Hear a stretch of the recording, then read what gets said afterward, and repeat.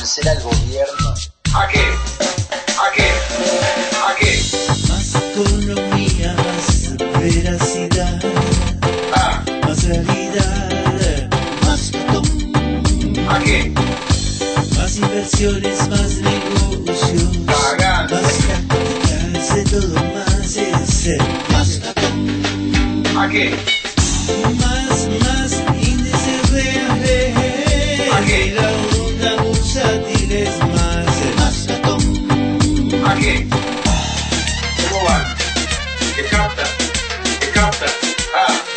se anima a pegarlo más y más y más y más. El único. Él ve el papel para abajo, yo lo veo para arriba. ¿Qué capta? Para arriba, para arriba, para arriba, para arriba. ¿Cómo van? Cagando. ¿Qué capta? Cagando. ¿Qué capta? ¿Qué hacemos? ¿A dónde voy con esto? Quizá me equivoco yo, pero bueno, a nosotros no nos puede pasar nada, nada, nada. Para mí, país,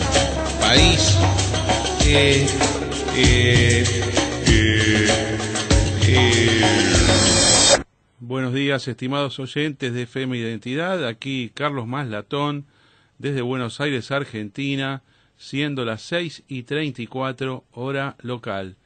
Estoy con ustedes hasta las 8 de la mañana, como todos los días de lunes a viernes, y recibo llamados telefónicos en el 5246-0244, 5246-0244. La temperatura en la ciudad de Buenos Aires en este momento es de 14 grados. Viernes, día final de la semana, día especial porque hoy aproximadamente a las 6 de la tarde comienza Yom Kippur, o sea, el Día del Perdón para el pueblo judío de Argentina, de Israel y de todo el mundo.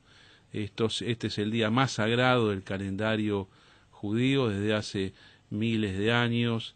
Significa un ayuno total. Ayuno total quiere decir que no se puede comer ni tomar nada. Esto es lo que lo hace tan duro con respecto a ayunos que practican otras personas con una finalidad medicinal o con una finalidad religiosa o espiritual. Este ayuno es total, incluye agua, incluye todo, y uno lo que se dedica en general, no todos, pero las personas que tienen algún sentimiento religioso y otros que no son religiosos pero que tienen una visión tradicionalista de la vida, asisten al templo. El templo no es 1 hora, 2 horas, es todo el tiempo.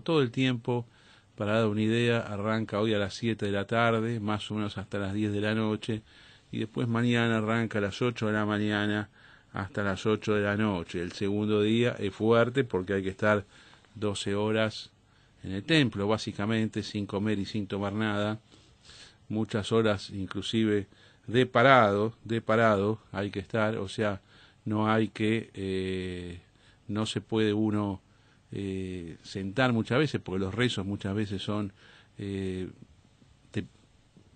pie justamente, y esto es un esfuerzo grande, pero a su vez genera mucha concentración desde lo espiritual y hace que las personas puedan soportarlo. Yo hoy clausuro mi Facebook a partir de las 5:30 de la tarde, va a ser el último posteo, y recién lo voy a abrir mañana a partir de las 9 de la noche. Pero hoy tenemos un día de transmisión normal. La ventaja es que el Día del Perdón no cayó un día de semana, sino yo estaría ausente de estas transmisiones.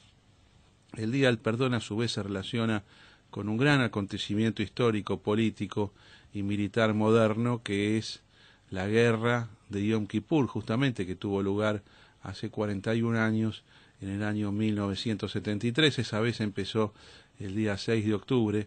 Las fuerzas conjuntas de Egipto y de Siria atacaron al Estado de Israel justamente en un día que tenía la guardia baja, porque no hay ningún tipo de comunicación, ni siquiera transmitía en ese momento la radio y la televisión, no había ningún tipo de avisos electrónicos, con lo cual el ataque sorpresa fue realmente fuerte.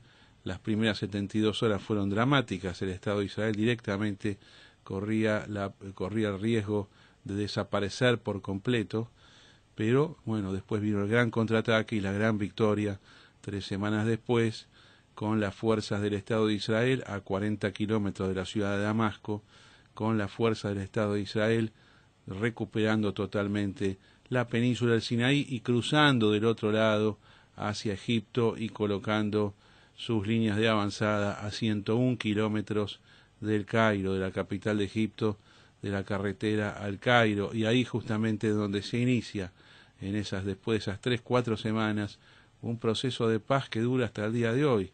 Es la guerra la que trae la paz, a diferencia de lo que todo el mundo cree.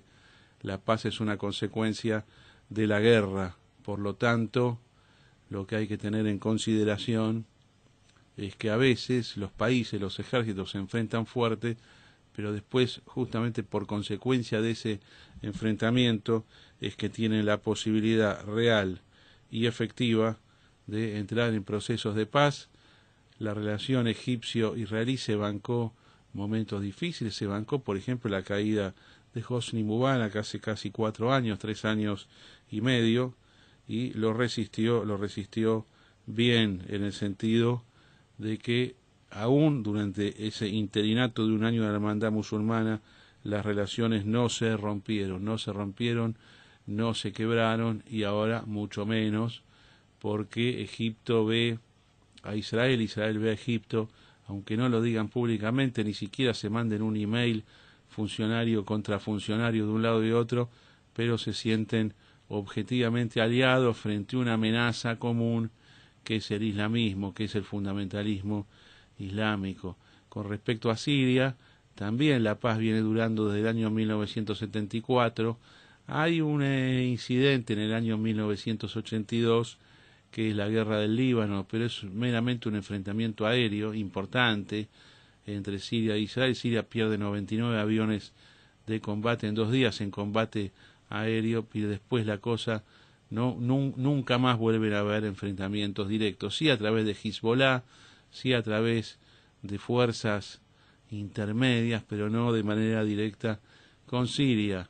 Bueno, acá no era mi intención hablar de temas del Medio Oriente, pero no hace falta que les diga a ustedes, amigos, que en este momento ya en la otra interna, que es la interna árabe contra árabe, musulmán contra musulmán, que empezó probablemente hace 4 años, es como uno tendría que identificar que esto empezó, una gran interna intraárabe, intramusulmana, a los efectos de dirimir el poder, justamente dirimir el poder, que significa quién tiene la posta dentro del Islam.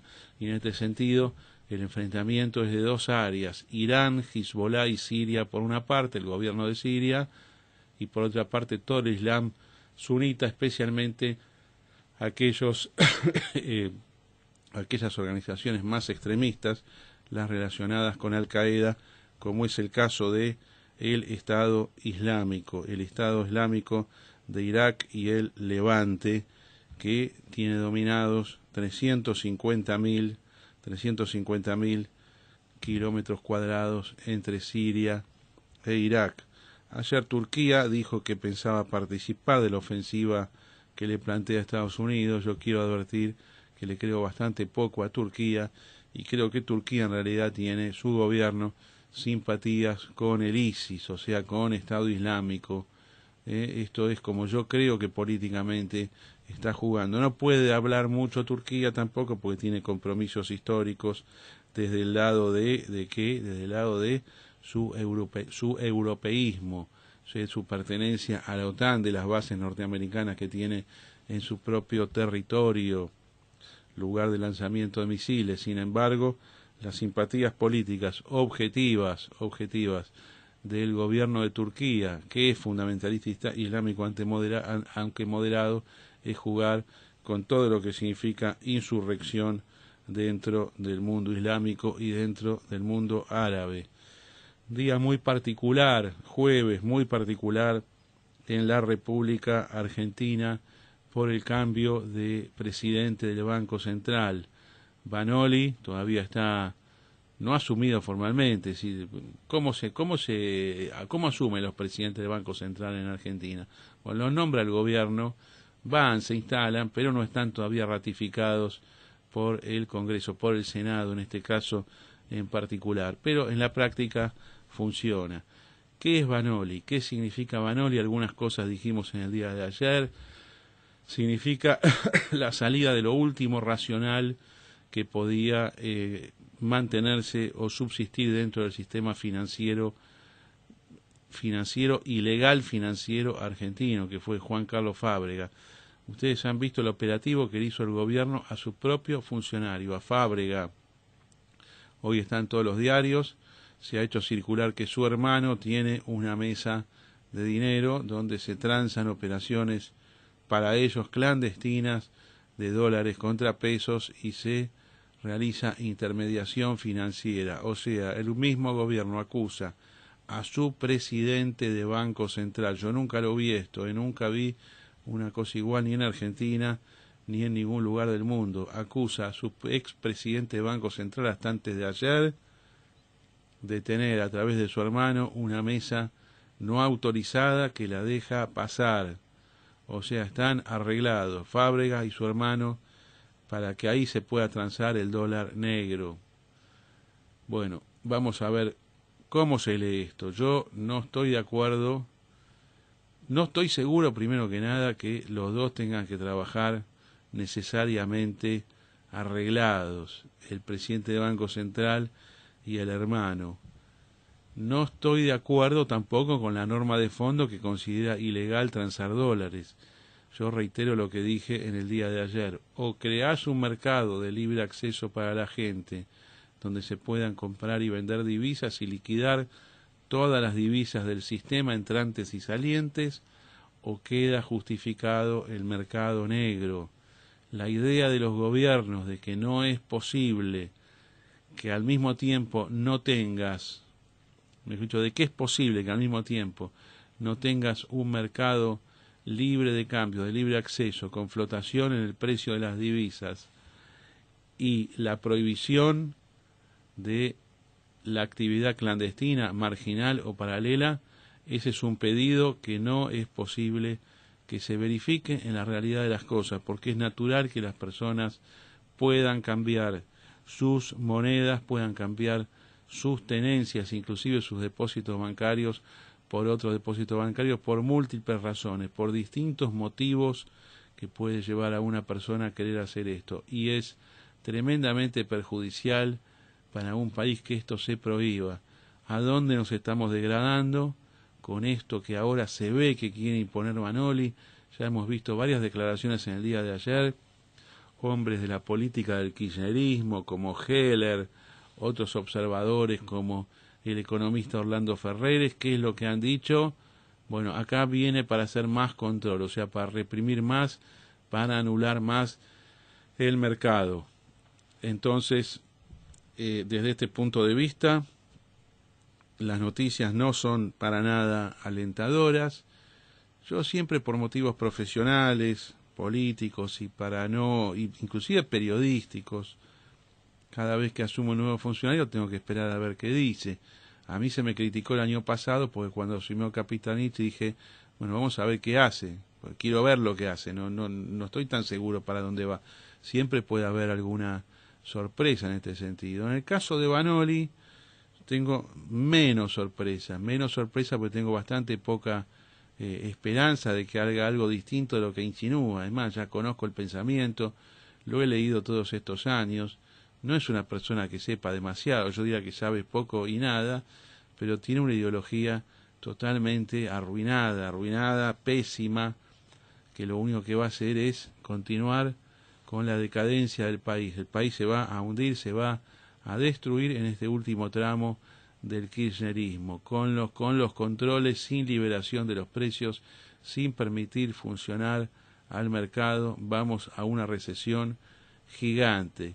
Y fíjense, amigos, cómo esto inmediatamente es percibido por los mercados de valores. Si uno quiere ver la mejor temperatura, ¿dónde está la esperanza o dónde está la desesperanza? Siempre hay que ir a aquellos productos argentinos que cotizan en el exterior, las mismas acciones argentinas que de acá de Argentina, las que cotizan efectivamente en los Estados Unidos, donde no se le puede poner ningún elemento a esas acciones, ningún elemento de intervención argentino directo, porque son acciones, grupos de acciones, como por ejemplo YPF, Telecom, Banco de Galicia, Banco Macro, Banco Francés, Edenor, Pampa, las compañías energéticas, inclusive compañías como IRSA, la inmobiliaria IRSA o la desarrolladora inmobiliaria IRSA, Cresud, que es una empresa relacionada con el campo.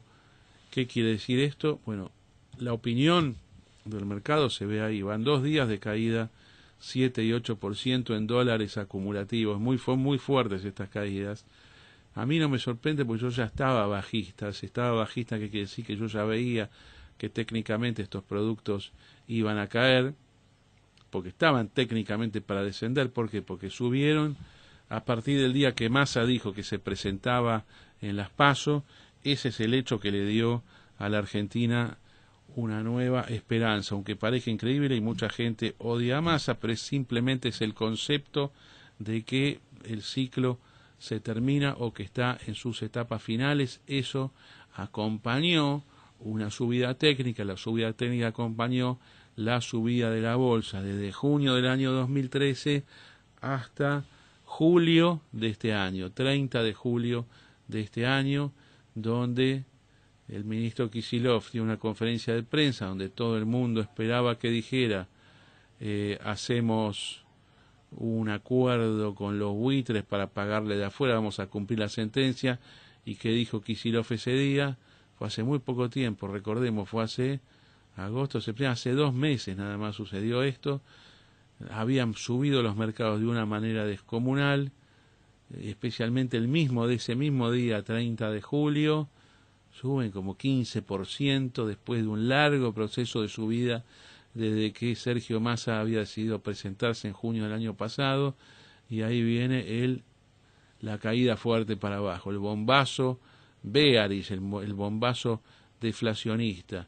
En las últimas semanas, en la City porteña en general, en el establishment argentino, es como que no se quiso ver qué es lo que estaba pasando en realidad. Hay una tendencia gigante a la negación en Argentina sobre los peligros del kirchnerismo. El kirchnerismo tuvo tremenda suerte de que el establishment lo acompañó. Esto sucedió en el 2003, sucedió en el 2005, se interrumpió levemente, pero muy levemente, durante unos meses del 2008 con la guerra del campo, pero después resurgieron las esperanzas.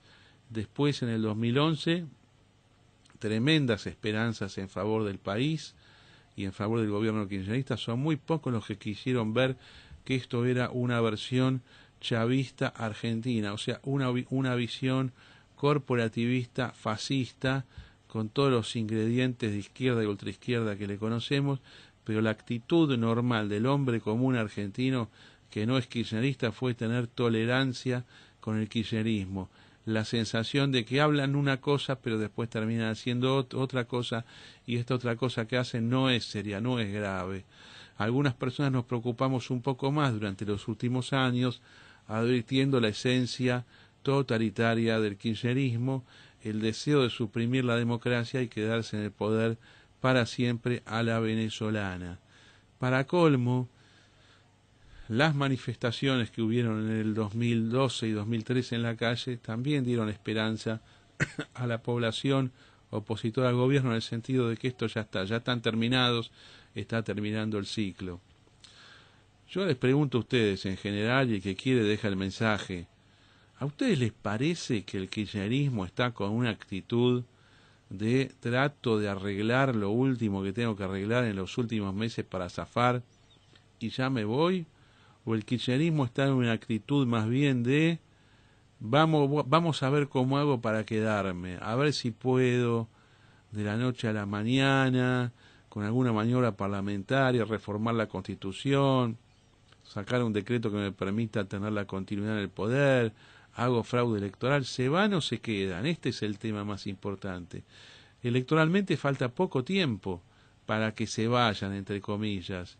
Es más, no tienen un candidato específico. El mejor candidato que ellos tienen es Scioli, y no lo quieren demasiado porque creen que Scioli forma parte de la Argentina que ellos quieren derogar y que han tratado de combatir durante todos estos años. Pero yo no le veo, le voy a decir la verdad, en lo personal, yo no le veo al kirchnerismo ninguna tendencia a salir del poder.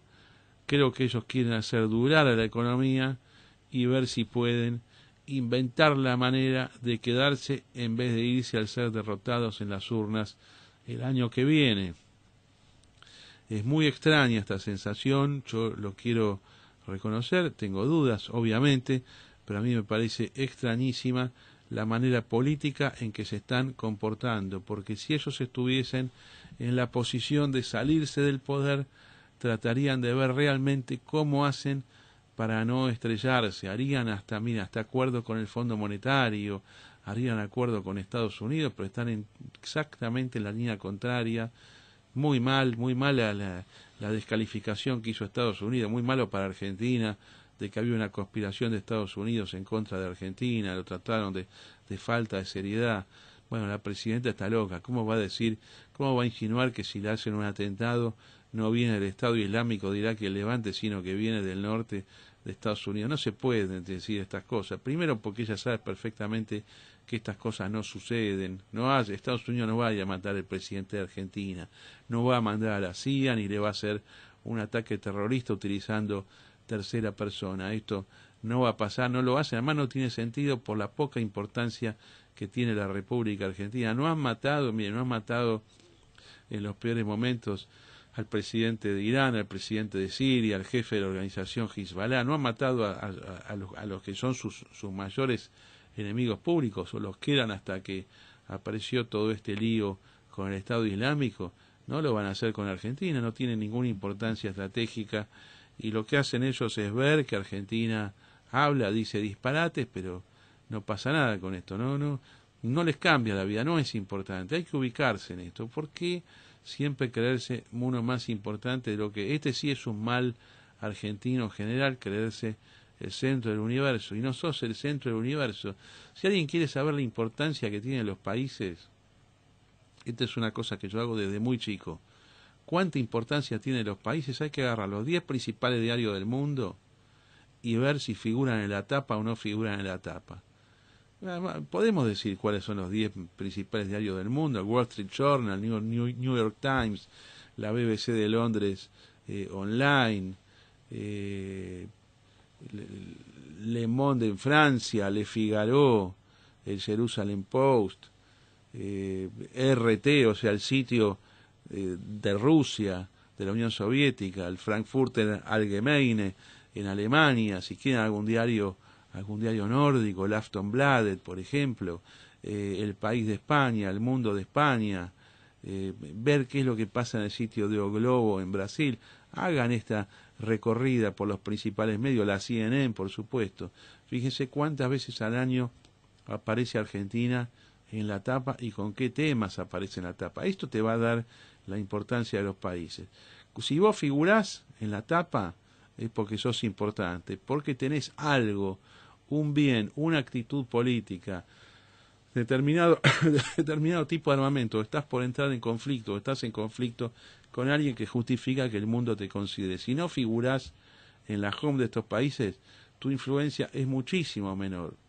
Hay un solo caso particular de países que no figuran, que es una cosa intencional de no figurar, que es la Confederación Helvética, o sea, Suiza. Ahí sí hay un proyecto de país que es del más bajo nivel político posible. Así que nadie hable de Suiza, que hable de las estupideces de Suiza, de los relojes, de las montañas, de la nieve, de los chocolates, pero nada más que eso. Después, que no figure nada de nada, por ahí alguna cosa relacionada con la comida, pero Suiza decidió ser así porque tiene un sistema bancario, uno de los mejores sistemas bancarios del mundo. Yo diría que es probablemente el mejor, especialistas en captar fondos de todo el mundo, con lo cual necesitan bajo perfil porque han recibido ahí todo tipo de depósitos, todo tipo de plata negra, blanca, de todo el mundo, por evasión impositiva, por los dictadores han puesto la plata en Suiza. Ahora se está limitando todo eso por las políticas de lavado de dinero y por la tremenda presión que le metió Estados Unidos a Suiza, especialmente porque Suiza captaba depósitos de sus propios ciudadanos. Pero este es el único caso que yo conozco. El resto de los países del mundo tienen un perfil normal y bueno, la importancia está dada por si figurás o no figurás. A mí, yo preferiría tener un país que figure para bien, pero la verdad que nadie le presta atención en Argentina. Se le prestó atención a Argentina en la época de la Guerra de las Malvinas, ahí se la tomó muy seriamente Argentina. Es al revés de lo que todo el mundo cree aquí. En la Guerra de las Malvinas catapultó el país a lo más alto de la política internacional. Después nosotros no supimos absorber, aprovechar ese leverage, ese apalancamiento que dio la Guerra de las Malvinas para, aún con la derrota militar formal, colocarnos en la mesa de los más poderosos. Hay gente que dice que esto no es importante, yo digo que sí, es importante y fundamental estar en la mesa de los poderosos, pero si te invitan alguna vez, como invitaron al presidente Menem en la década del 90, después tenés que tener un comportamiento razonable. Si perdés un juicio en los Estados Unidos, vas silenciosamente y pagás la sentencia, no decís que hay una conspiración de la Corte Suprema Norteamericana, del juez Griesa, del gobierno de Estados Unidos, contra la República Argentina, porque quedás como ridículo. Amigos, el debate está abierto. Ahora viene todo lo que tiene que ver con lo que vaya a hacer el Banco Central. Yo creo que viene para mal esto, les digo la verdad, me parece que viene un desastre, me parece que esta gente está totalmente equivocada. Yo, como resumen de este editorial, estuve haciendo tiempo porque no encontrábamos esta compilación que yo hice en el día de ayer. Quiero unir dos grabaciones. En el medio voy a hablar yo, pero son 1 minuto y medio más o menos de José Luis Espert. Bueno, hubieron muchos economistas que hablaron este año y va a haber otros que van a hablar acá en nuestro programa desde ahora hasta fin de año, pero José Luis Espert ha tenido frases, momentos explicativos realmente brillantes y lo quiero confrontar con la declaración esta famosa que hizo aquí Alejandra Vallejos del kirchnerismo, también sobre su visión de la economía. Pero prestar atención, vamos a escucharlo a Espert como cierre de este editorial. En el medio voy a hacer un comentario, a ver qué nos dijo y qué día era. Vamos a ver, yo tengo anotado por acá en qué fecha fue esto de José Luis Espert. Fue el 27 de agosto. El 27 de agosto, Espert durante unos minutos, durante 1 minuto exactamente, nos decía lo siguiente. Por eso creo que de las personas más siniestras que hubo en la historia argentina del último medio siglo son la dupla Menem y Cavallo, porque después de la hiperinflación, todas estas ideas que hoy gobiernan la Argentina, de regulación, intervencionismo, estatismo, estaban de rodillas, estaban muertas en la hiperinflación. Y ellos hicieron una reforma pro mercado, Cavallo y Menem, extraordinaria, que fue destruida por el desastre fiscal que Cavallo y Menem hicieron. Y el kirchnerismo, perverso, pero brillante, debo reconocerlo, agarró la crisis de 2001 y dijo, esta crisis fue provocada por el liberalismo. Entonces ahora giremos completamente en 180 grados para el otro lado, cuando en realidad la crisis fue provocada por el mismo desastre fiscal que el kirchnerismo ha hecho y ha puesto a la Argentina en el segundo nivel de inflación, con 3 años de deflación, en default, y si sigue así, al borde de una crisis financiera. Bueno, esta es la visión fiscalista de los problemas económicos que tiene José Luis Espert. Él dice que hay un signo común en todas las 5 crisis argentinas más importantes de los últimos 50 años, que es cuando el Estado se pone a gastar más de lo que recauda, más de lo que se puede endeudar. Por eso él ha sido tan crítico con la última etapa de Menem y Cavallo. En realidad Cavallo se va en el año 96, pero que todo el mundo cree que estuvo siempre Cavallo. Es rara la sensación que ha dejado Cavallo. Después tuvo Roque Fernández, hubieron distintos cambios en economía durante el gobierno de Menem. Después viene de la Rúa, primero con Machinea, después con López Murphy, después con el ministro Cavallo, y entonces ya queda como que todo eso es parte de un proceso. Él dice el problema fue la parte fiscal ahí, así que esto, si el kirchnerismo es desordenado fiscalmente y ese desorden fiscal lo lleva a emitir moneda para financiar el gasto público, ahí tenemos la inflación, ahí tenemos el desastre. Pero en esos días del mes de agosto, hace poquito tiempo, el día 15 en realidad, esta grabación de Espert ante FM Identidad fue el día 27 de agosto, pero el día 15 nosotros consultábamos a Fernanda Vallejos, funcionaria de Economía, es una de las 3 personas que más sale en la televisión del área económica del kirchnerismo, junto con Datelis y junto con Cian. A Datelis es el único que no pudimos entrevistar aquí, y esa nos explica su visión de la inflación de la siguiente manera. Por supuesto es inaceptable para nosotros, pero esto es lo que el kirchnerismo piensa y nos da la pauta de que van a seguir pensando lo que están pensando, con lo cual va a haber en realidad una aceleración, se van a ir más extremos todavía en este año que nos queda, con todas las consecuencias negativas que esto puede tener. Por lo tanto, hay que tener una política defensiva frente al desastre que viene. Defensiva significa decisiones económicas, para mí, poco y nada, subsistir con lo que uno tiene, ahorrar, quedarse al resguardo, salirse de los pesos. El peso es una cosa que para mí se va a evaporar. Pero vamos a ver por qué digo esto. Lo digo primero porque lo veo técnicamente, pero además Fernanda Vallejo me lo confirma. A ver qué nos dijo el 15 de agosto.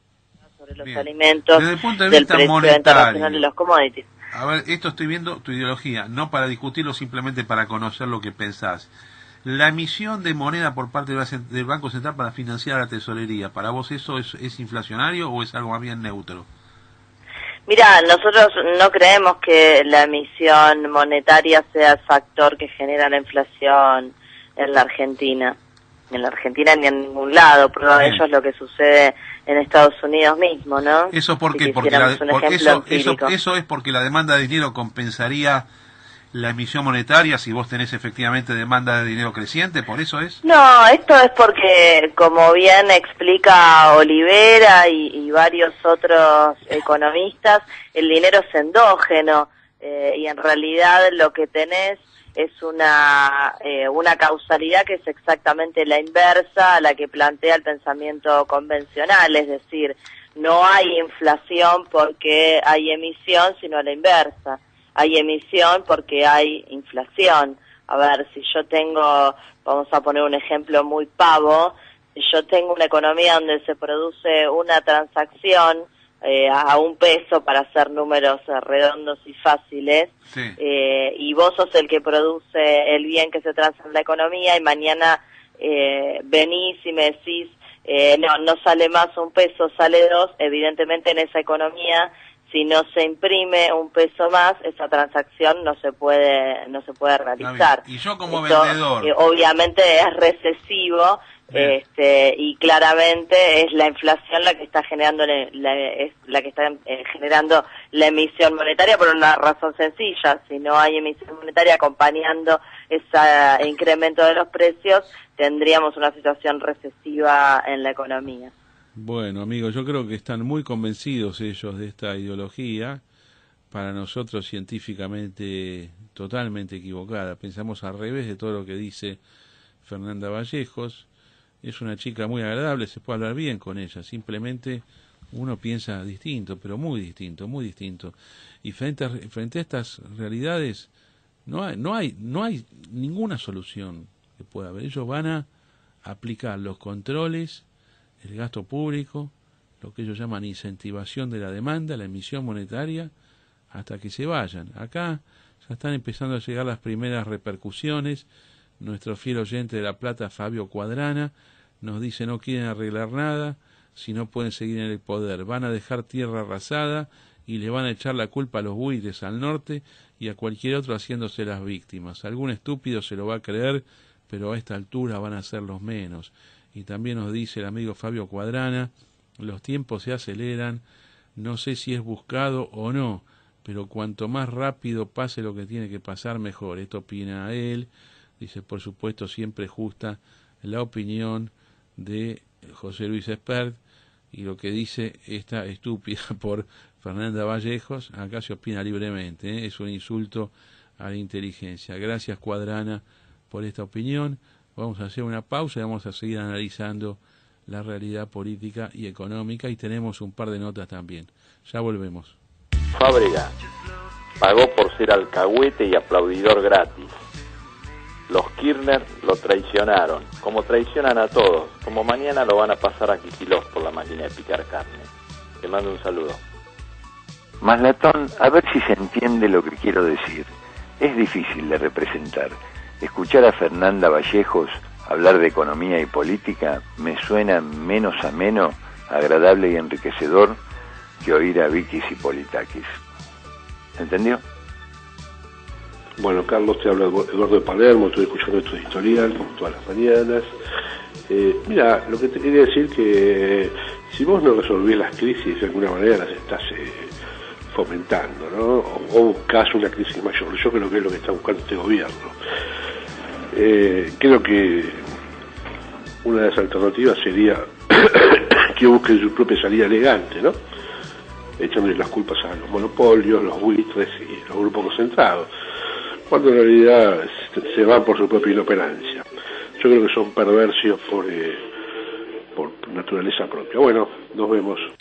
Bueno, gracias por los mensajes y yo creo que es una traición del gobierno kirchnerista al propio Juan Carlos Fábrega que, bueno, quiso colaborar, mal para mí, equivocado, pero era de lo menos malo que tenía todo el gobierno. Tenemos en línea a Eduardo Ferreira, es el presidente de la Fundación Argentina de Ecología Científica. A Eduardo Ferreira yo lo conozco por el Facebook, es uno de los más activos participantes en el muro que yo tengo, y la verdad que hemos hablado en estos años con él en debates públicos, porque en mi muro se arman muchísimos debates sobre tantos temas, también sobre el tema ecológico. A mí me llamó siempre mucho la atención la teoría del calentamiento global. Me pareció rara la teoría del calentamiento global. Siempre me habían enseñado que había ciclos de glaciación, desglaciación, que todo eso va cambiando. Pero bueno, en los últimos años lo que se dijo, el hombre es el que causa el calentamiento global. Y tiene una visión muy particular Eduardo Ferreira y queremos que él nos explique, nos dé a entender, dado que es un experto en la materia, en ecología y medio ambiente, cuál es la verdad que hay atrás de todo esto y qué es lo que él piensa. Buen día, Eduardo, ¿cómo estás? Buenos días, ¿cómo estás, Maslatón? ¿Estás dónde? En Córdoba, ¿no? Yo estoy en Córdoba, sí. Así es. ¿Vivís en Ciudad de Córdoba? No en la ciudad, vivo afuera, vivo en pleno campo. En pleno campo, perfecto. Sí. Bueno, amigo, vos estás estudiando los temas ecológicos en general, el calentamiento global desde hace muchísimo tiempo y es tema de tu especialidad. ¿Qué nos puedes decir al respecto? ¿Qué es lo que puedo decir sobre el calentamiento global o sobre la ecología en general? Bueno, empecemos por lo último, porque es un tema que llama muchísimo la atención. ¿De qué se trata el calentamiento global? ¿Cuánto hay de verdad, cuánto hay de exageración y qué lo causa supuestamente? Sí, bueno, la teoría del calentamiento, mejor dicho, es una hipótesis, no está todavía dentro de la categoría de teoría, porque es una teoría es desmentida y deja de existir, pero hay demasiados intereses comerciales y sobre todo geopolíticos por detrás. Bueno, pero el asunto es que dicen que esta gente que nosotros le vamos a llamar los calentadores, ajá, han ¿cómo explicarte? Sostienen de que las emisiones de dióxido de carbono que emite las actividades humanas están atrapando el calor en la atmósfera y cada día se va a calentar más, porque mientras mayor sea la cantidad de dióxido de carbono o CO2, como también es la fórmula del gas, va a hacer que esto aumente tanto la temperatura que van a producir una serie de catástrofes enormes. Bueno, pero la historia climática de la Tierra indica que hubo épocas, no hace demasiado tiempo, 1000 años atrás, que ha sido tan caliente como ahora y no pasó nada. 1000 años atrás hubo una época de mucho calentamiento, digamos, ¿no? Sí, se llamaba el periodo cálido medieval. ¿Cuándo fue? ¿Vos tenés idea de qué año estamos hablando exactamente, más o menos? Sí, bueno, estamos hablando desde el año 850 que empieza a calentarse el planeta, sí, y dura hasta el año 1360, 1400 más o menos. 3 siglos, 4 siglos prácticamente. Sí, esa coincide con la época en que los vikingos colonizaron Groenlandia, ¿no es cierto? Y fueron, claro. Porque hacía tanto calor que todo el hielo de la parte sur de Groenlandia se había derretido y había quedado unas praderas hermosas, y los vikingos, Claro. que eran viajeros, se Quiere decir que, Eduardo, instalaron ahí. los registros históricos, lo que han podido ver los historiadores, que ahí había aumentado la temperatura media de la Tierra, se habían derretidos los cielos en el hemisferio norte, Sí. y pregunto, ¿y eso generó que subiera el nivel del mar en todo el mundo? ¿Y cuánto? Si es que se puede saber, ¿no?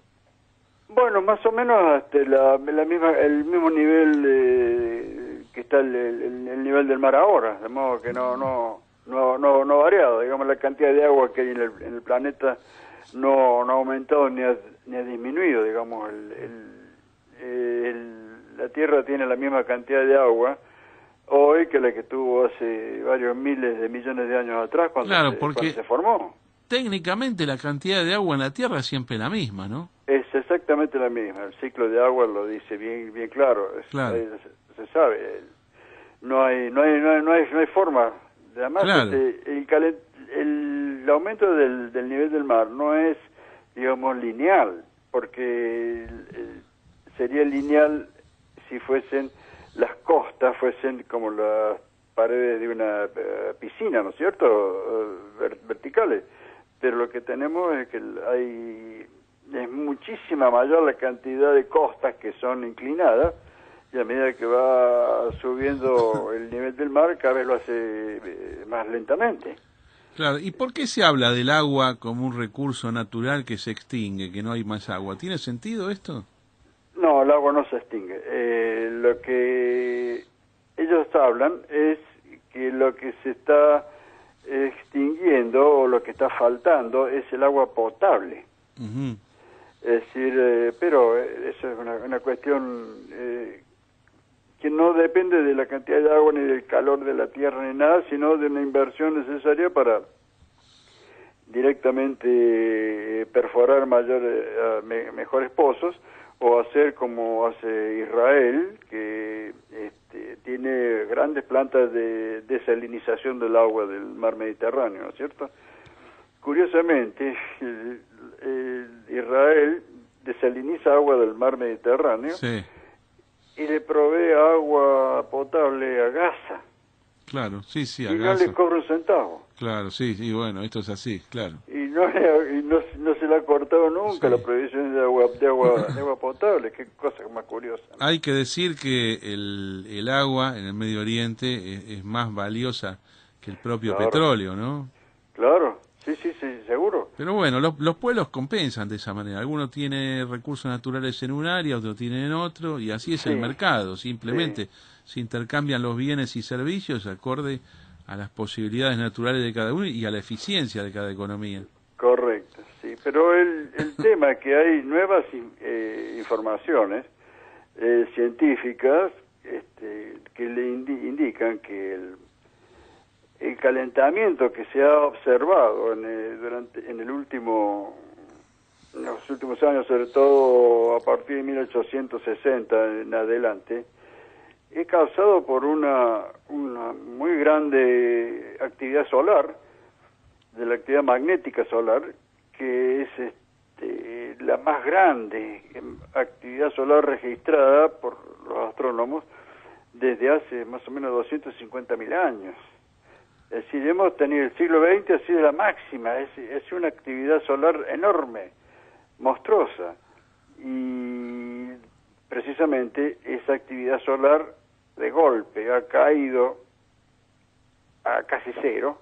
Claro. Digamos, no es la actividad térmica, cantidad de calor que llega el sol, sino la actividad magnética, es decir, la cantidad de manchas en el sol, que es lo que afecta el clima de la Tierra. Claro. Eduardo Y Ferreira, claro. entonces, ¿vos entendés que este tema del calentamiento global o está exagerado, o está directamente tergiversado, o no se interpreta que forma parte de los ciclos naturales del planeta Tierra?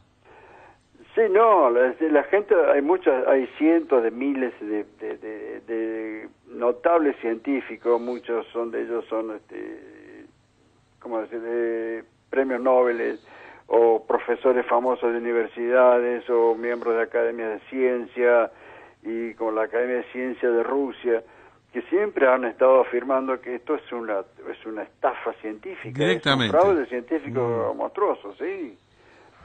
¿Qué pasa? La Academia de Ciencia de Rusia siempre estuvo hablando desde el principio de que esto era un fraude científico, que no tenía ninguna base científica. Pero sin embargo Rusia firmó en el año 2004 el protocolo de Kioto. ¿Pero sí. por qué? Porque aprovechó la oportunidad y le dijo a Occidente: si ustedes me hacen entrar en la Organización Mundial del Comercio, la OECD, claro, del desarrollo, yo le firmo el protocolo de Kioto. Así es la política, sí. Sí, y entonces los tipos fenómenos le dijeron, sí, bueno. El asunto es que después que firmó Rusia, se echaron atrás y no le han permitido la entrada en la OECD. Claro. Es terrible, es tan... Sí. Si no fuera Entonces, trágico, pero sería, a ver, ahora para reírse, vamos al tema político de esto, o al Sí. tema de los intereses económicos. Vos estás llamando la teoría del calentamiento global directamente como un fraude científico. Sí. Pero fíjate Sí. hasta qué nivel se ha instalado. Esto está en todos los medios de comunicación del mundo y es políticamente incorrecto y te convertís en un marginal si decís Sí. que esto es mentira. Es una mentira monstruosa. Y bueno, Pero ¿por qué pasa esto? ¿Por qué está de moda, inclusive en los Estados Unidos, en los círculos izquierdistas, en grupos en California, Nueva York, que son los estados que desde el punto de vista cultural tienden a ser más de izquierda, decir calentamiento global, ecología, todo esto? Es decir, ¿por qué termina predominando eso? Y no la verdad científica. Es una cuestión más política que científica. De científica no tiene nada, ¿no? Está impulsado por la izquierda, ¿no? Algunos hablan del ecologismo, o el ultraecologismo actual. Es el viejo como comunismo, una vez que cayó la vieja Unión Soviética, ha sido reemplazada por esta nueva idea que la han tomado en Estados Unidos el Partido Demócrata, ¿no es cierto? Los que allá Claro. llaman liberales. Pero liberales, que no son liberales, nosotros sino llamaríamos radicales, ¿no? o socialistas, o digamos, Sí, socialdemócratas. Pero exactamente. vos sabés que hace unos años, ¿cuánto fue? Hace 4 o 5 años, Al Gore, el que había sido vicepresidente de Clinton durante los 2 periodos presidenciales, Sí. le dan el premio Nobel justamente por su contribución Sí. a la identificación del problema del calentamiento global y una película que hizo. Sí, así es. O sea, estamos Sí. gobernados por una mentira absoluta en esta materia. Claro, Al Gore es un cachafaz, hablando Qué va. mal y pronto y con toda precisión, un sinvergüenza. Un tipo que estuvo promocionando también el famoso fraude de la capa de ozono. ¿Y ahí qué es? ¿Qué es lo que me puede decir sobre la capa de ozono? Y la capa de ozono tiene orígenes absolutamente dinámicos, es decir, no tiene los famosos clorofluorocarbonos, no tiene absolutamente nada que ver en el tema. Primero porque está comprobado de que la acción del cloro, que es el que destruiría a la capa de ozono en el Polo Sur, no lo hace en el resto de la atmósfera de la Tierra. Sí. Porque la única manera en que el cloro puede atacar al ozono es sobre superficies sólidas de hielo, de los cristales de hielo que se forman en la estratosfera de la Antártida. Para lo cual es una reacción fotoquímica exclusivamente causada por los rayos ultravioletas. Pero curiosamente esta destrucción del ozono se produce antes de que aparezca el sol sobre el horizonte en la Antártida. Y está producido por una cuestión muy muy simple. En la Antártida hay lo que se llama el vórtice polar antártico, Sí. que son huracanes, vientos huracanados circulares que aíslan el resto de la atmósfera del centro de la Antártida del resto del mundo. Y esos vientos huracanados, ¿qué hacen? Hacen que las moléculas de ozono se entrechoquen entre ellas, sí, y con muchas otras moléculas, ¿no es cierto? Pero cuando dos moléculas de ozono se tocan, se anulan y se transforman en tres moléculas de oxígeno. Solo, no hace falta nada más que se toquen dos moléculas y se anulan. Bueno, Eduardo, vos sabés que acá mientras estamos hablando me llegan mensajes por el inbox del Facebook, Sí. a favor y en contra tuyo. Muchos a favor, otros son un poquito más críticos. Acá lo Sí. tenemos a Leonardo Fishman, por ejemplo, que nos dice: soy de la opinión de que el consumo de animales es una de las principales causas del calentamiento global. ¿Qué decís? Sí, eso es porque dice que los animales producen metano en las deposiciones, en los gases que emiten ellos por ambos extremos. Y no tiene nada que ver el metano de la Tierra, está en la proporción en la que está en la atmósfera, es insignificante, no tiene absolutamente ningún tipo de efecto. Todo es política, es cuestión del... Todo está incluido dentro de lo que se llama el New World Order, ¿no es cierto? Y por El ejemplo, nuevo acá sin duda que es un tema tremendamente polémico, nos dice también la salvaje deforestación producida por criar animales o plantar soja. No, ¿No? nada que ver. ¿Por qué no? Eso es que ignorar todo lo que es la ciencia del clima. Nada Bien. que ver. O sea que nosotros estuvimos viviendo, hay que tomar como un hecho de la naturaleza los ciclos de calentamiento y enfriamiento. Sí, se han repetido. Hemos tenido más o menos en la historia climática de la Tierra alrededor de unas 60 periodos de glaciaciones y los correspondientes interglaciales o periodos más cálidos. En la historia de la Tierra, que estamos hablando de, ¿cuánto es? ¿4.000 millones de años la Tierra? ¿Cuánto tiene más o menos? 4.500 millones de años. 4.500 millones de años. Lo que se habla. Y vos lo que tenés identificados en 4.500 millones de años, que es la antigüedad de la Tierra, 60 periodos de glaciación y desglaciación. Más o menos 60 y tantos, y hay algunos que discuten que quizás no sean tantos como 70 o 69 o 68, pero el asunto es que la tendencia a largo plazo del clima es hacia un enfriamiento total completo, ¿no es cierto? Que va a suceder dentro de varios millones de años, pero dentro de más o menos unos 4.000 años. 4.000 años más, la Tierra va a dejar de existir, pero cuando el Sol se haya transformado en una gigante roja que se llama, ¿no? Que se va hinchando, se va haciendo cada vez más grande, una vez que el hidrógeno que contiene su núcleo se agota. ¿Y esto qué faltan? ¿3.000 millones de años? ¿2.000 millones? Sí, más o menos unos 4.000 millones de años. Sí. Claro, se supone que ahí el hombre, si está avanzado, va a poder migrar a otras galaxias, por ejemplo, o a otros soles. Sí, migrar, habrá que irse no sé a dónde, a un planeta que tenga un tamaño similar al nuestro, ¿no? Acá no hay planeta similar de tamaño similar al nuestro. Marte quizás, un poco más chico, pero no tienen las condiciones, ahora por lo menos, o si no algún satélite de Saturno, como ponerle Titán. Está bien, pero la vida en la Tierra desaparecería por el consumo del Sol, en realidad. Claro. Y vos me estás dando dos alternativas que también son dentro del sistema solar, que debería desaparecer todo como lo conocemos hoy. Exactamente, pero eso va a ser una cosa sumamente paulatina, ¿no es cierto? No va a ser, no se va a producir en un periodo muy rápido, no se va a producir en 500 millones de años o en 1 millón de años, sino larguísimo es el coso, muy suavecito va a ser el periodo. Eso es lo que dicen los astrónomos, ¿no es cierto? Claro. Yo repito lo que dicen ellos.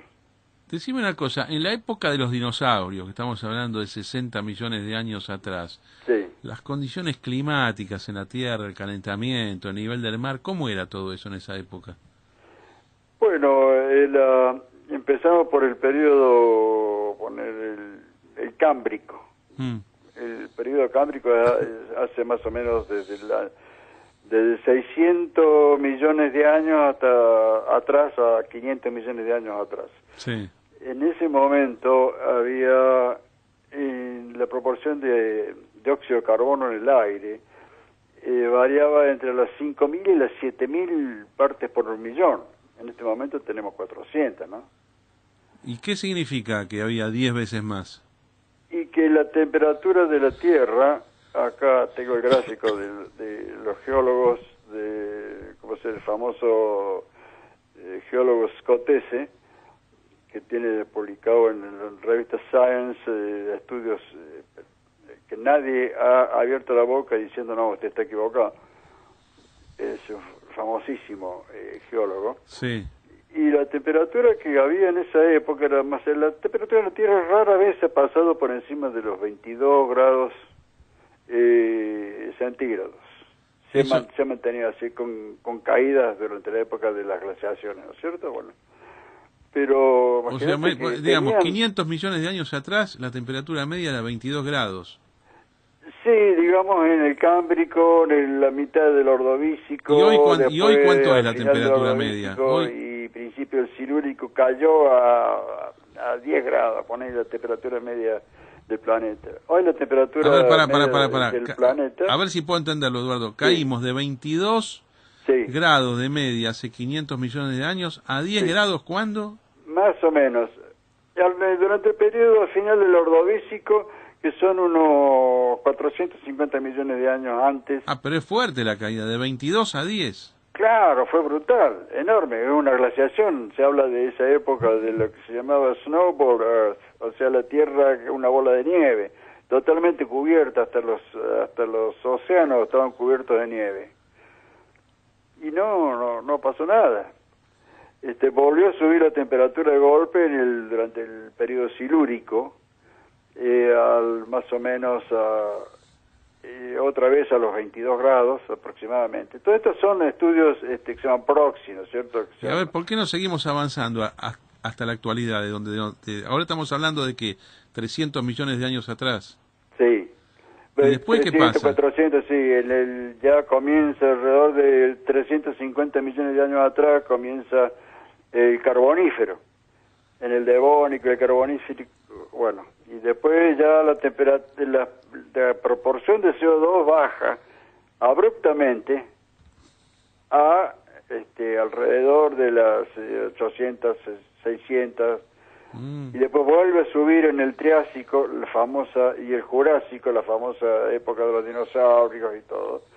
Y la temperatura se mantenía siempre subiendo y bajando, de acuerdo, pero nunca en respuesta a la cantidad de dióxido de carbono. El dióxido de carbono no tiene ninguna influencia sobre la temperatura de la Tierra, tiene muy poca, es escasísima. Pero lo más importante, Eduardo, sin que existiera el hombre inteligente que pudiera romperlo todo y contaminarlo. Ah, no, por supuesto, no, el hombre ha aparecido recién, como un mono que separado sobre dos patas hará unos...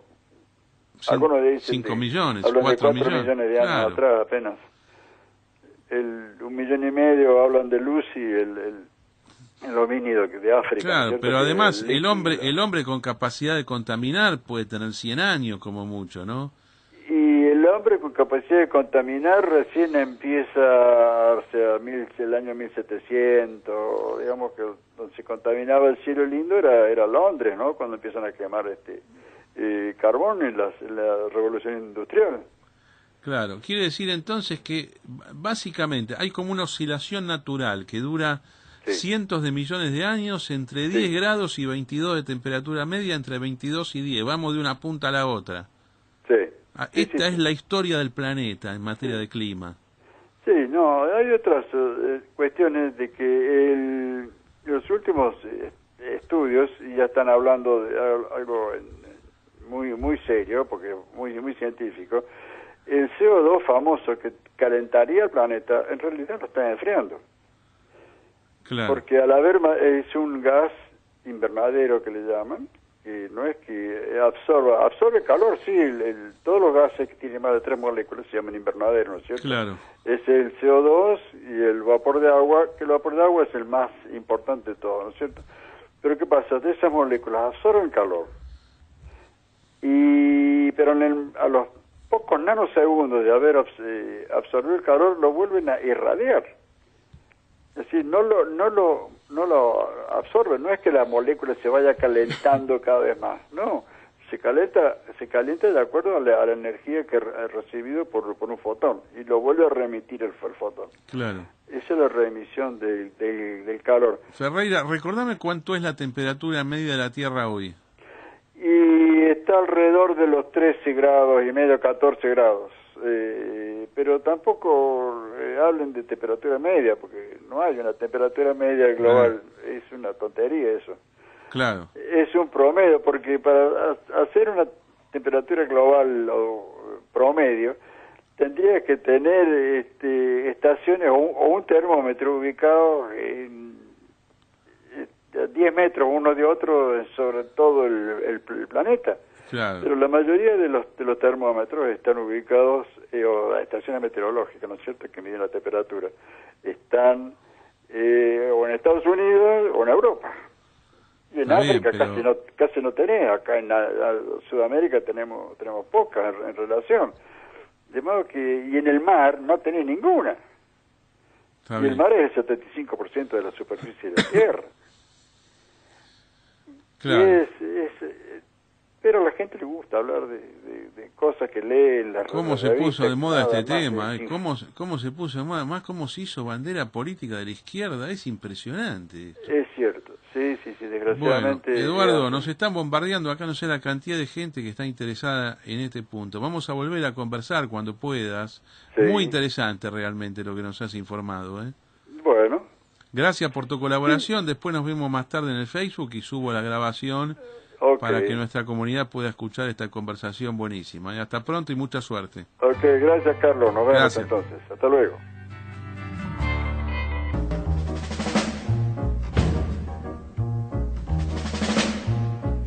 Carlos, buenos días, soy Nora de Congreso. Bueno, a mí me parece que van a hacer esta gente todo lo posible para seguir en el poder, hasta trampear en las elecciones. Hay que tener mucho cuidado, ya deben estar gestando algo. Es más, el día sábado la Cámpora hace un acto en Atlanta, no sé si estará ella y el hijo, supongo que sí, pero bueno, hay que estar atentos porque esta gente es de lo peor y van a hacer cualquier cosa con tal de seguir y para taparse ellos mismos todos los chanchullos que han hecho y no ir presos. Un beso, Nora.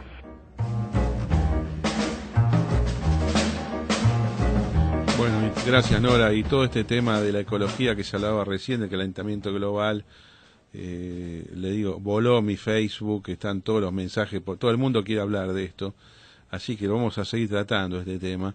Acá nos dice Fabio Cuadrana también que el aumento del dióxido de carbono es consecuencia del aumento de la temperatura y no al revés como nos quieren vender.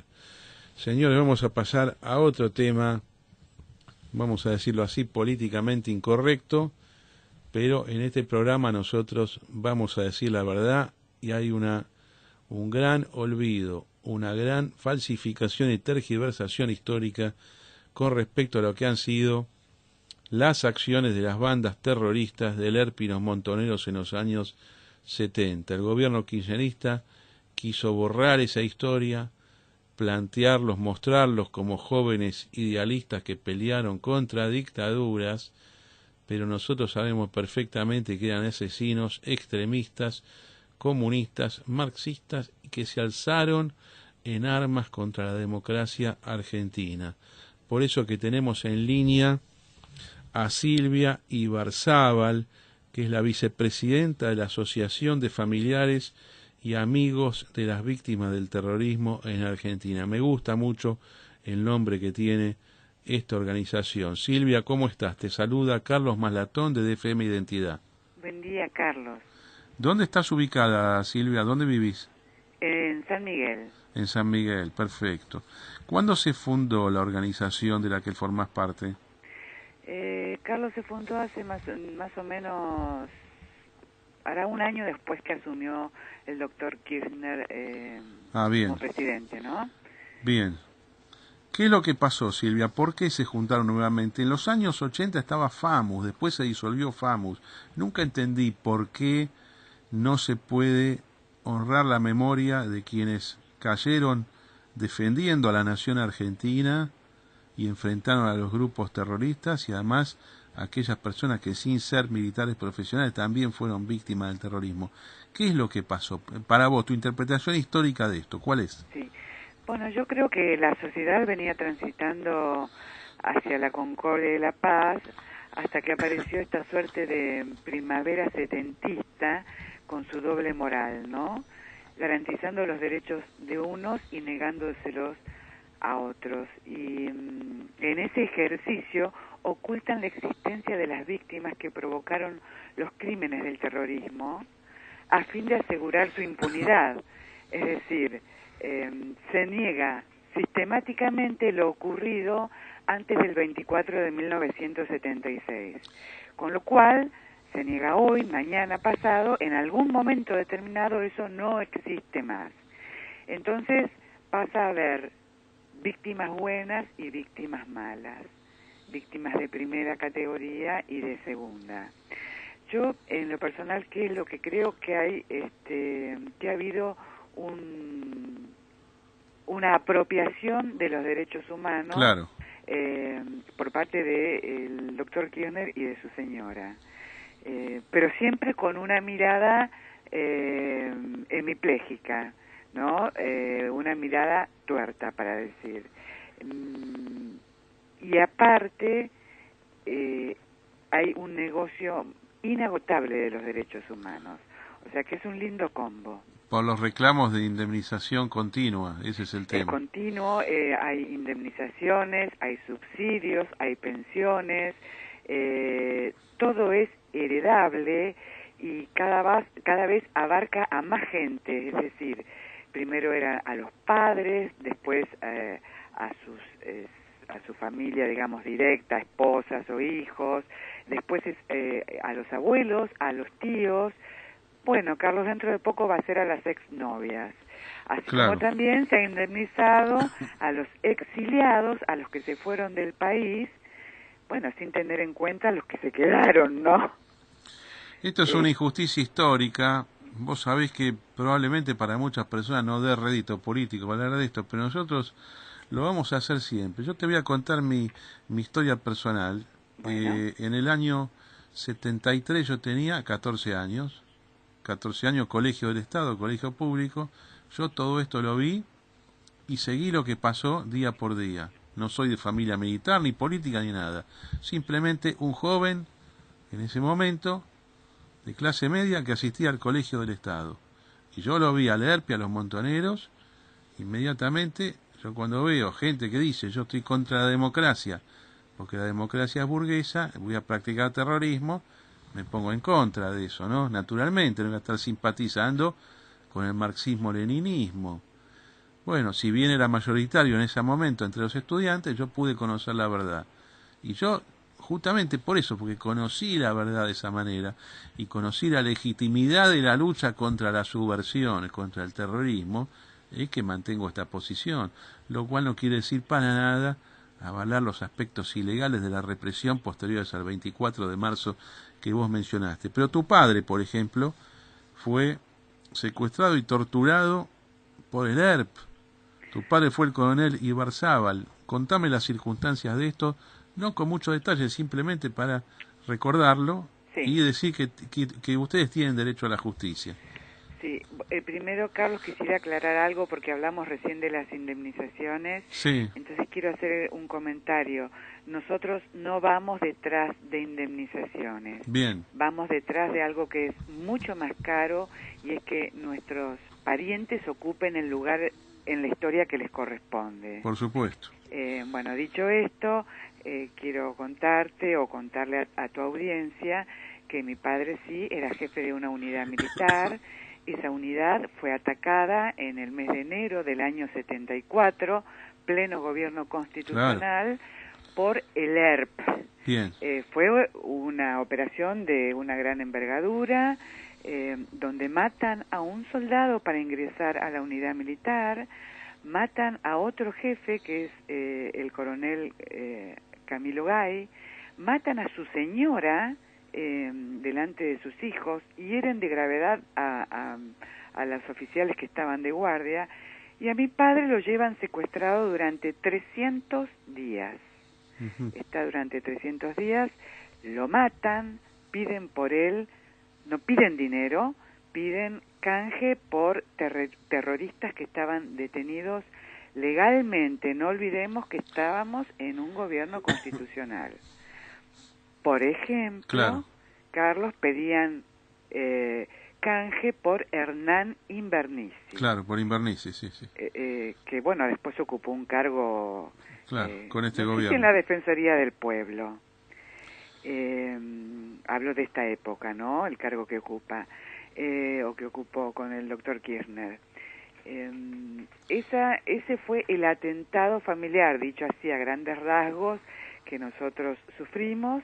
Nos encontramos con un padre que pesaba 30 kilos, con 3 balazos. Bueno, no quiero entrar en detalles escabrosos, ¿no? Sí, como el caso del coronel Larrabure también es un caso similar. Exactamente. Bueno, ¿qué te puedo decir, Silvia? Estamos con vos en esto, y estamos con esta causa justa que estás difundiendo y esclareciendo frente a la opinión pública. Sí, Carlos, yo soy hija de militar, pero el ataque, es importante recalcar que el ataque fue a toda la sociedad en su conjunto. Ni duda. Y la realidad es que la gente que tiene 50 años hoy recuerda lo que pasó, pero de ahí para abajo no, porque el relato impuesto es absolutamente silencioso respecto a ese tema. Que fue falsificar historia. Además, Silvia, ¿cómo les duele 25 de mayo de 1973 a 24 de marzo de 1976? ¿Qué es lo que vas a criticar? El Estado argentino se defendió del terrorismo cuando tomó conciencia lo que era esto, ¿no? Después de 1974, si querés, después de la muerte de Rucci. Pero ¿cuál es la culpa de un militar argentino que peleó a las órdenes de un gobierno democrático? No, lo mismo que la cantidad de chicos, de jueces, de profesores, de empresarios. Es importante, Carlos, ya que está tan de moda el movimiento de la cámpora, recalcar, ya que vos hiciste referencia, que el 25 de mayo del 73, el doctor Cámpora, al asumir, abrió las cárceles de donde salieron todos los terroristas que siguieron atacando a la sociedad. Hoy porque por lo menos en algunos países se hacen amnistías, pero bueno, la gente después viene en serio la cosa, ¿no? Amnistía, pero empezamos de cero, pero no, era amnistía para volver al terrorismo. Sí, bueno, este es un país muy particular, es decir, en realidad nadie está obligado a perdonar, ¿no es cierto? Y el hecho de convocar a la concordia, digamos, no quiere decir que uno se olvide de lo que pasó, pero sí que sepamos aprender de los errores de pasado, sí que tengamos una mirada superadora para el pasado y podamos mirar para adelante sin envenenar a las generaciones más jóvenes. Claro. Silvia, ¿ustedes hacen un acto, una recordación en Buenos Aires ahora en los próximos días? Nosotros el próximo 9 de octubre, el jueves que viene, hacemos un acto de homenaje en Plaza San Martín a las 19 horas, homenaje a estas víctimas sistemáticamente olvidadas. Y el día lo elegimos, el día en realidad es el 5 de octubre, pero cae domingo, ¿no? Por Formosa, el día ¿no? Lo elegimos exactamente porque fue uno de los, es el aniversario de uno de los atentados más violentos de Montoneros, donde mataron a 10 soldados que estaban durmiendo o duchándose, a un suboficial de la policía, a uno del ejército y a un oficial del ejército. Claro, es interesante porque en Formosa este acontecimiento no lo perdona nadie. Todas las fuerzas políticas, aún el peronismo, es decir, están todos siempre recordando lo que fue esa tragedia que sucedió, vos me vas a corregir, 5 de octubre de 1975. Correcto, Bien. Y esto se conmemora año a año en el pueblo. Incluso creo que van a... este 5 de octubre va a quedar asentado como Día del Soldado Formoseño. Mirá digamos, qué bueno. Esto fue de mucho impacto en la sociedad allá, como no puede ser de otra manera. Lógico. No así en los medios nacionales. Bueno, vamos a pelear por esta memoria y justicia, porque además es importante que no se repita más, ¿no? Es decir, Seguro. cualquiera que quiera alzarse en armas contra la democracia tiene que saber que va a ser castigado, y ellos se alzaron en armas contra la democracia. El ERP y los Montoneros, yo no los perdono. Mira, si hubieran tenido una actitud más de negociar, bueno, listo, terminó la guerra, vaya y pase, porque esto es común en las guerras civiles en los países, pero en Argentina jugaron muy sucio, ¿no? Que si cuando tomaron el poder, ahora sí, el 25 de mayo, pero del año 2003, ¿qué hicieron? Reivindicaron todo el terrorismo que ellos practicaron, así que esto es inaceptable. Sí, incluso la señora Eve de Bonafini quiere exponer las armas de sus hijos en el Museo de la ESMA para reivindicarlas, es decir, realmente es una falta de respeto para... Bueno, porque no son defensoras de los derechos humanos, eso no son derechos humanos, eso es apología del terrorismo, justificación del terrorismo, y además mis derechos humanos sirven para que vos, cuando me quieras atacar a mí, no me puedas atacar, pero yo te puedo atacar a vos en todo. Esto es una falsificación. Esto solamente en Argentina, amiga. Repetime el acto, ¿cuándo va a ser? El acto es el próximo jueves 9 de octubre a las 19 horas en Plaza San Martín de la ciudad de Buenos Aires. ¿Y eso en qué parte de la Plaza San Martín se hace? Al pie del monumento. Del monumento de San Martín. Sí. Curiosidad, ¿tenés que pedir permiso para este acto? Hay que pedir permiso, el cual los primeros años fue otorgado sin ningún inconveniente, no así en los años siguientes. ¿Quién te lo da? ¿El gobierno de la ciudad? El gobierno de la ciudad. Bien. Pero esto estamos acostumbrados, Carlos, porque así es como vos abriste tu nota. El tema es políticamente incorrecto. Ahora, en este gobierno, cuando cambie, vamos a ver qué pasa. Seguro. Los vamos a recordar siempre, Silvia. Gracias por esta lucha. A vos por llamar, Carlos. Que estés muy bien. Nos vemos ahora el jueves que viene. Muchas gracias, Carlos. Hasta luego, bien, amigos. Día. Bueno, dos temas muy particulares hoy: ecología y terrorismo privado. Con esto cerramos la semana. Seguramente durante sábado y domingo va a haber muchas informaciones sobre lo que viene a nivel económico. Yo creo que alguna medida extrema van a tomar, creo que sé por dónde van a venir, puede haber inclusive confiscaciones de depósitos, pueden haber impuestos extraordinarios, puede haber valorización de las tenencias de dólares acá y afuera y hacer pagar un impuesto especial, así que alerta general, estamos frente al kirchnerismo que no se quiere ir, que quiere perpetuarse en el poder y se ha quedado sin plata. Cuando se queda sin plata, ¿qué hacen? La roban a los demás. Esta es la historia de esta desgracia nacional que se llama kirchnerismo y que como no era de Constitución, como no era de Congreso, sabe perfectamente, yo no lo relaciono con el peronismo, que es una ideología, un movimiento al cual muchísimo respeto. Amigos, gracias por todo, hasta el lunes. Vamos a convencer al gobierno. ¿A qué? Más economía, más veracidad, más realidad, más ¿A qué? más inversiones, más negocios, más tácticas, de todo más es más ¿A qué? más índices reales. ¿A qué? La onda bursátil es más ¿A qué? ¿Cómo van? ¿Qué capta? se anima a pegarlo, Obama, más y más y más.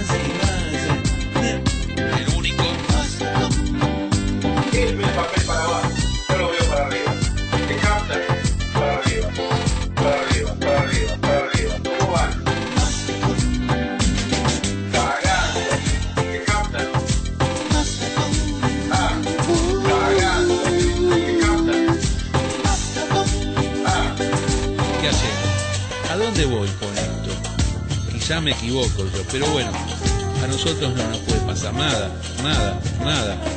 Para mí, país,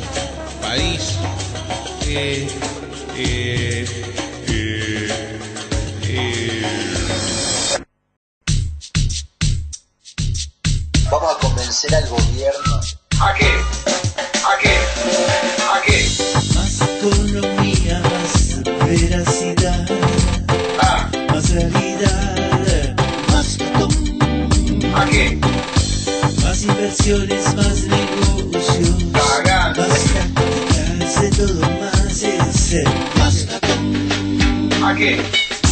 Más índices reales, ¿A qué? la onda bursátil es más ratón. ¿A qué? ¿Cómo van? ¿Qué captan? ¿Qué captan? Se anima a pegarlo, Obama, más y más y más y más. el único. Más ratón. Él ve el papel para abajo, yo lo veo para arriba. ¿Qué captan? Para arriba, para arriba, para arriba, para arriba. ¿Cómo van? Cagando. ¿Qué captan? Cagando. ¿Qué captan? ¿Qué hacemos? ¿A dónde voy con esto? Quizá me equivoco yo, pero bueno, a nosotros no nos puede pasar nada, nada, nada. Para mí, país,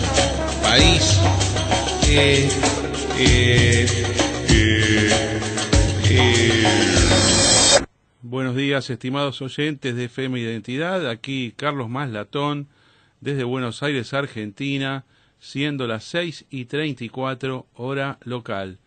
Estoy con ustedes hasta las 8 de la mañana, como todos los días de lunes a viernes, y recibo llamados telefónicos en el 5246-0244, 5246-0244.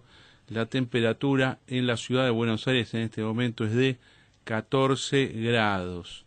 Viernes, día final de la semana, día especial porque hoy aproximadamente a las 6 de la tarde comienza Yom Kippur, o sea, el Día del Perdón para el pueblo judío de Argentina, de Israel y de todo el mundo.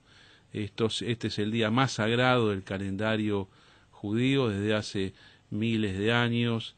Significa un ayuno total. Ayuno total quiere decir que no se puede comer ni tomar nada. Esto es lo que lo hace tan duro con respecto a ayunos que practican otras personas con una finalidad medicinal o con una finalidad religiosa o espiritual. Este ayuno es total, incluye agua, incluye todo, y uno lo que se dedica en general, no todos, pero las personas que tienen algún sentimiento religioso y otros que no son religiosos, pero que tienen una visión tradicionalista de la vida, de que es posible que al mismo tiempo no tengas un mercado libre de cambio, de libre acceso, con flotación en el precio de las divisas y la prohibición de la actividad clandestina, marginal o paralela.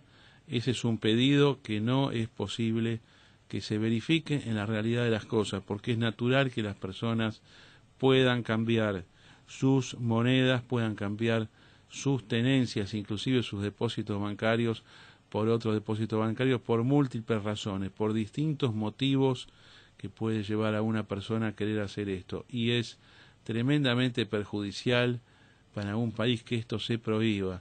¿A dónde nos estamos degradando con esto que ahora se ve que quiere imponer Manoli? Ya hemos visto varias declaraciones en el día de ayer, hombres de la política del kirchnerismo como Heller, otros observadores como el economista Orlando Ferreres. ¿Qué es lo que han dicho? Bueno, acá viene para hacer más control, o sea, para reprimir más, para anular más el mercado. Entonces, desde este punto de vista, las noticias no son para nada alentadoras. Yo siempre, por motivos profesionales, políticos inclusive periodísticos, cada vez que asumo un nuevo funcionario tengo que esperar a ver qué dice. A mí se me criticó el año pasado porque cuando asumió Capitanich dije, bueno, vamos a ver qué hace, quiero ver lo que hace, no estoy tan seguro para dónde va. Siempre puede haber alguna sorpresa en este sentido. En el caso de Vanoli tengo menos sorpresa porque tengo bastante poca esperanza de que haga algo distinto de lo que insinúa. Además, ya conozco el pensamiento, lo he leído todos estos años. No es una persona que sepa demasiado, yo diría que sabe poco y nada, pero tiene una ideología totalmente arruinada, pésima, que lo único que va a hacer es continuar con la decadencia del país. El país se va a hundir, se va a destruir en este último tramo del kirchnerismo, con los controles, sin liberación de los precios, sin permitir funcionar al mercado. Vamos a una recesión gigante. Y fíjense, amigos, cómo esto inmediatamente es percibido por los mercados de valores. Si uno quiere ver la mejor temperatura, ¿dónde está la esperanza o dónde está la desesperanza? Siempre hay que ir a aquellos productos argentinos que cotizan en el exterior, las mismas acciones argentinas que de acá de Argentina, las que cotizan efectivamente en los Estados Unidos, donde no se le puede poner ningún elemento a esas acciones, ningún elemento de intervención argentino directo, porque son acciones, grupos de acciones, como por ejemplo YPF, asisten al templo. El templo no es 1 hora, 2 horas, es todo el tiempo. Para dar una idea, arranca hoy a las 7 de la tarde, más o menos hasta las 10 de la noche, y después mañana arranca a las 8 de la mañana hasta las 8 de la noche. El segundo día es fuerte porque hay que estar 12 horas en el templo, básicamente, sin comer y sin tomar nada. Muchas horas inclusive de parado hay que estar, o sea, no se puede uno sentar muchas veces, porque los rezos muchas veces son de pie justamente, y esto es un esfuerzo grande, pero a su vez genera mucha concentración desde lo espiritual y hace que las personas puedan soportarlo. Yo hoy clausuro mi Facebook a partir de las 5:30 de la tarde, va a ser el último posteo, y recién lo voy a abrir mañana a partir de las 9 de la noche. Pero hoy tenemos un día de transmisión normal. La ventaja es que el Día del Perdón no cayó un día de semana, sino yo estaría ausente de estas transmisiones. El Día del Perdón a su vez se relaciona con un gran acontecimiento histórico, político y militar moderno, que es la guerra de Yom Kippur, justamente, que tuvo lugar hace 41 años, en el año 1973. Esa vez empezó el día 6 de octubre. Las fuerzas conjuntas de Egipto y de Siria atacaron al Estado de Israel justamente en un día que tenía la guardia baja, porque no hay ningún tipo de comunicación, ni siquiera transmitía en ese momento la radio y la televisión, no había ningún tipo de avisos electrónicos, con lo cual el ataque sorpresa fue realmente fuerte.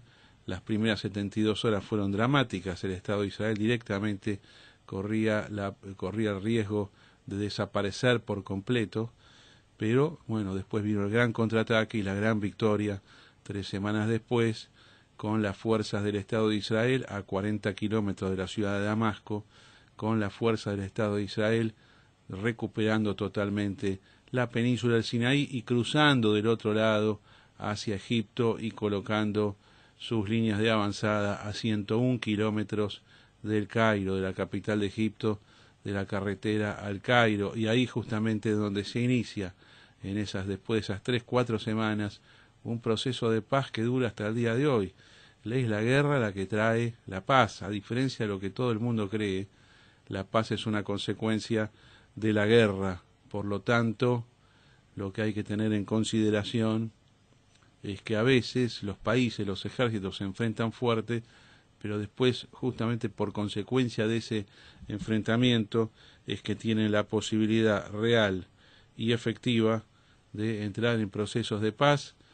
La relación egipcio-israelí se bancó momentos difíciles, se bancó, por ejemplo, la caída de Hosni Mubarak hace casi 4 años, 3 años y medio, y lo resistió bien, en el sentido de que aún durante ese interinato de un año de la hermandad musulmana, las relaciones no se rompieron, no se quebraron, y ahora mucho menos, porque Egipto ve a Israel, Israel ve a Egipto aunque no lo digan públicamente, ni siquiera se manden un email funcionario contra funcionario de un lado y otro, pero se sienten objetivamente aliados frente a una amenaza común que es el islamismo, que es el fundamentalismo islámico. Con respecto a Siria, también la paz viene durando desde el año 1974.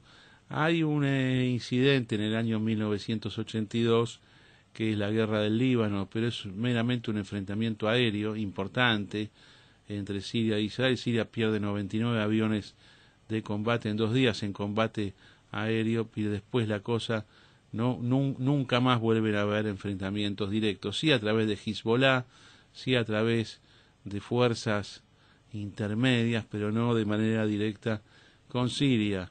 Bueno, acá no era mi intención hablar de temas del Medio Oriente, pero no hace falta que les diga a ustedes, amigos, que en este momento ya en la otra interna, que es la interna árabe contra árabe, musulmán contra musulmán, que empezó probablemente hace 4 años, es como uno tendría que identificar que esto empezó, una gran interna intraárabe, intramusulmana, a los efectos de dirimir el poder, justamente dirimir el poder, que significa quién tiene la posta dentro del Islam.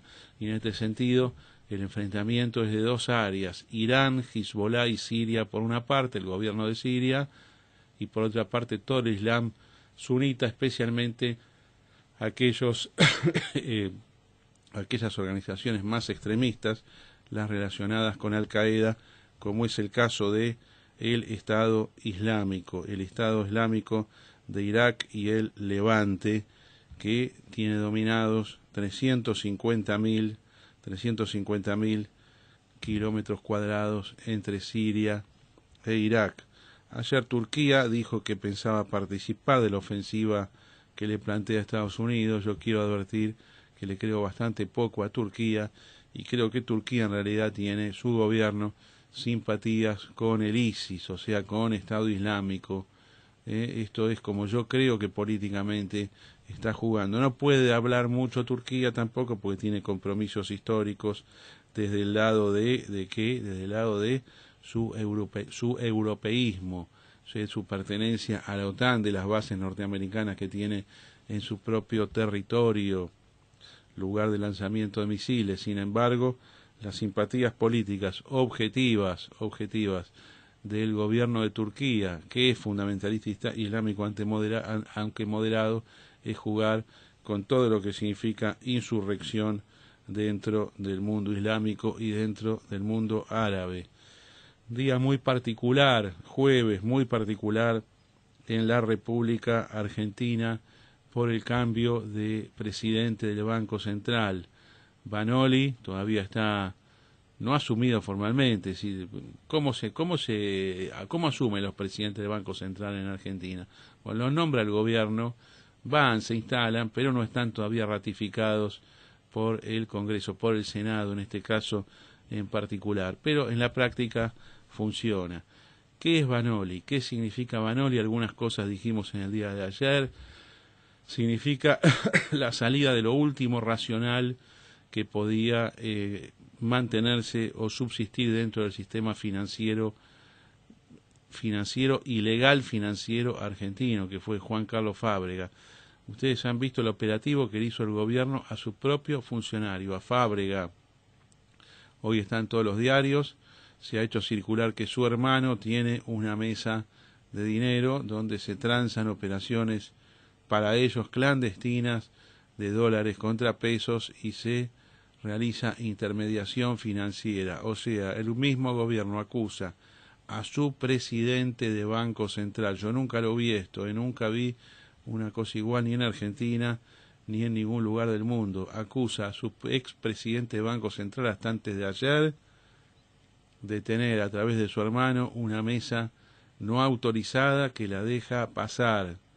O sea, están arreglados Fábrega y su hermano para que ahí se pueda transar el dólar negro. Bueno, vamos a ver cómo se lee esto. Yo no estoy de acuerdo, no estoy seguro, primero que nada, que los dos tengan que trabajar necesariamente arreglados, el presidente del Banco Central y el hermano. No estoy de acuerdo tampoco con la norma de fondo que considera ilegal transar dólares. Yo reitero lo que dije en el día de ayer. O creás un mercado de libre acceso para la gente, donde se puedan comprar y vender divisas y liquidar todas las divisas del sistema entrantes y salientes, o queda justificado el mercado negro. La idea de los gobiernos de que no es posible que al mismo tiempo no tengas